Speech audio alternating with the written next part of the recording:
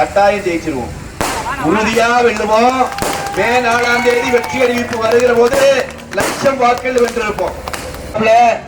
என்னையா சாதனை பண்ணின்னு கேட்டா 1000 ரூபாய் கொடுத்தோம்கிறான் சொல்றானாங்கம்மா. ஏமாத்து வேலை. நான் உங்களுக்கு சொல்லிட்டு போறேன். அண்ணன் எடப்பாடியார் அவர்கள் அறிவித்திருக்கிறார், மே மாசம் 4ஆம் தேதி தீர்வு வரும். இந்த தீர்ப்பு வரும், தேர்தல் முடிவு வரும். மே மாசமே ஆட்சி அமைக்கிறோம். அண்ணன் எடப்பாடியார் அறிவிச்சிட்டாரு.